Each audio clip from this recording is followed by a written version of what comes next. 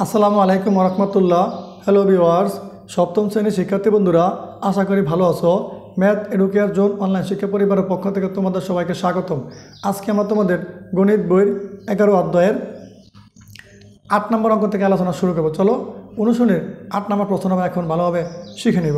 দেখো এখানে প্রশ্নে বলা আছে উপপাদ্য বলতে কি বোঝায় তা উদাহরণের মাধ্যমে লিখো।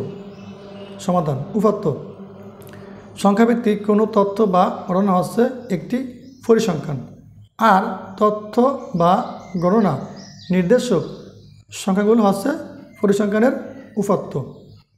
উদাহরণ, কোনো এক পরীক্ষায় সপ্তম শ্রেণীতে অধ্যয়নরত 20 জন শিক্ষার্থীর গণিতে প্রাপ্ত নম্বর হলো 80, 60, 65, 57, 83, 60, 63, 90, 94, 77, 100, 95, 81, 61, 85, 85, 91, 98, 88, 55।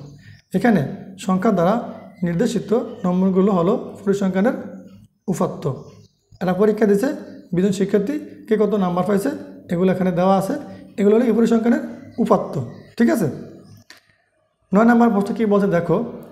উপপাদ্য কত প্রকারের? আমরা জানি উপপাদ্য 2 প্রকারের।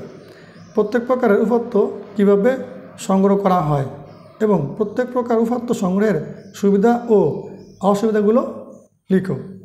ঠিক আছে। তাহলে আমরা এখন সমাধানটা শিখে নিব। এর ভিতরে অনেকগুলো প্রশ্ন আছে। সমাধান। পরিসংখ্যানে উপপাদ্য 2 প্রকার, যথা রোমান সংখ্যা 1 প্রাথমিক উপপাদ্য বা প্রত্যক্ষ উপপাদ্য, রোমান সংখ্যা 2 মাধ্যমিক উপপাদ্য বা পরোক্ষ উপপাদ্য। ঠিক আছে।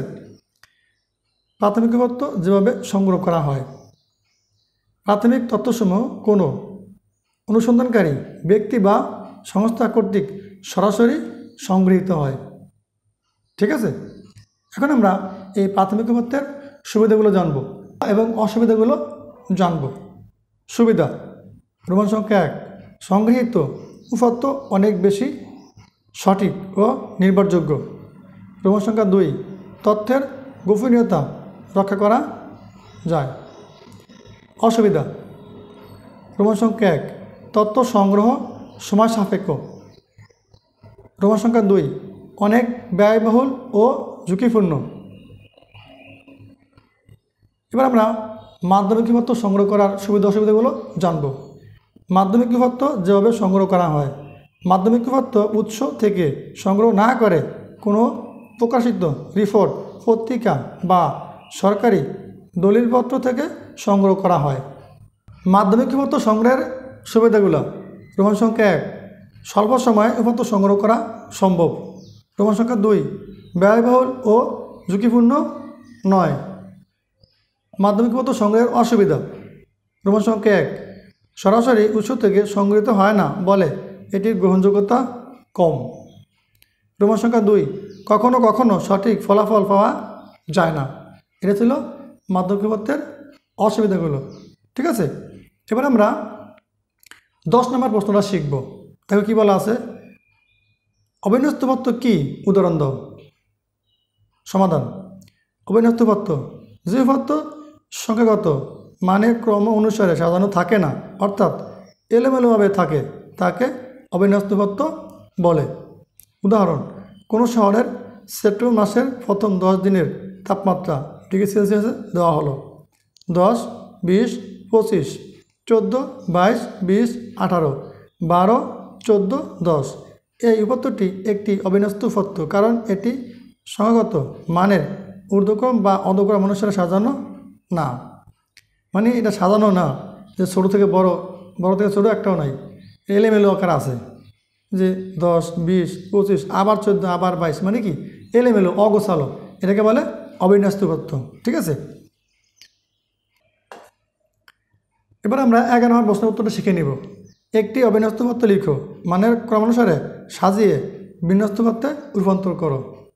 সমাধান।